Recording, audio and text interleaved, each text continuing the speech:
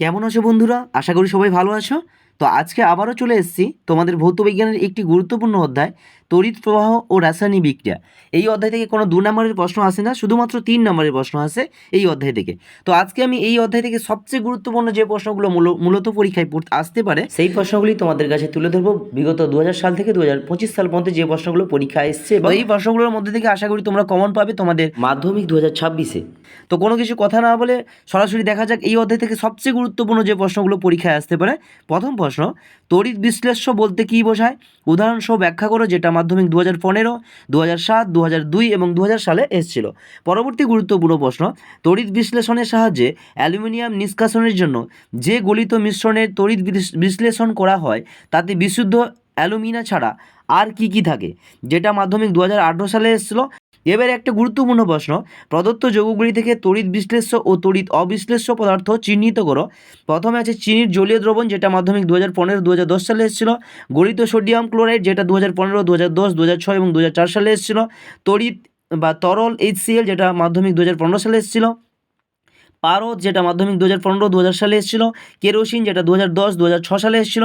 গলিত potassium chloride, যেটা মাধ্যমিক 2010 সালে এসেছিল। গলিত কস্টিক পটাশ, যেটা মাধ্যমিক 2006 সালে এসেছিল। গ্রাফাইট মাধ্যমিক 2006, 2004 সালে এসেছিল।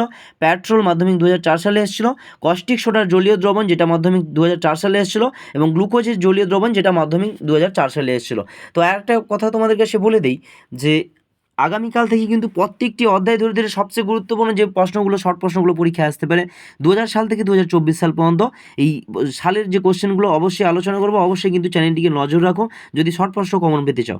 তো পরবর্তী প্রশ্ন, তড়িৎ লেপন কাকে বলে? যেটা মাধ্যমিক 2022 সালে এসেছিল এবং এর উদ্দেশ্য কী?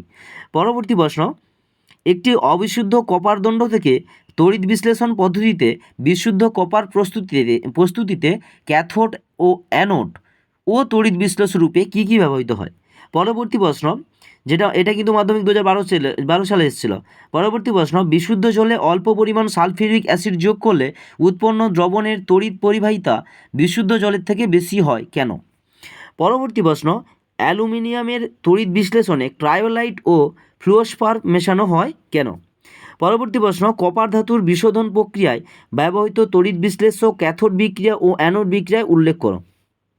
পরবর্তী প্রশ্ন, কোনো ধাতুতে সোনার প্রলেপ দিতে হলে কি ক্যাথোড ও কি অ্যানোড ব্যবহার করবে?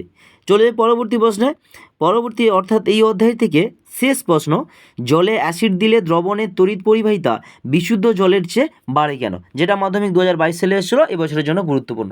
তো এই যে কটা প্রশ্ন তোমাদের কাছে আলোচনা করলাম 3 নম্বরের তোমাদের তড়িৎ প্রবাহ ও রাসায়নিক বিক্রিয়া থেকে, এই প্রশ্নগুলি থেকে তোমরা প্রশ্ন কমন পাবে তোমাদের মাধ্যমিক 2026, সেই সঙ্গে তোমাদের যে টেস্ট পরীক্ষা হবে, আসন্ন টেস্ট পরীক্ষার জন্য অবশ্যই প্রশ্নগুলো খুব ভালো করে রাখো। এবং সেই সঙ্গে সঙ্গে বলে রাখি, আগামীকাল থেকে প্রত্যেকটা অধ্যায় ধরে ধরে কিন্তু সবচেয়ে গুরুত্বপূর্ণ যে প্রশ্নগুলো পরীক্ষায় আসতে পারে সেই প্রশ্নগুলি তোমাদের কাছে আলোচনা করব। তাই চ্যানেলটিকে নজর রাখো, এবং অবশ্যই এটা কথা দিতে পারে, যদি প্রশ্নগুলো খুব ভালো করে করো এখান থেকে কিন্তু তোমরা প্রশ্ন কমন পাবে। সেই সঙ্গে ভৌত বিজ্ঞান বিষয়ে ভালো নম্বর পেতে হলে অবশ্যই কিন্তু প্রশ্নগুলো খুব ভালো করে করো। এবং এরকম ভিডিওগুলো পাওয়ার জন্য অবশ্যই চ্যানেলটিকে একটা লাইক করে সাবস্ক্রাইব করে দাও, যাতে পরবর্তী ভিডিওগুলো তোমরা পেতে পারো।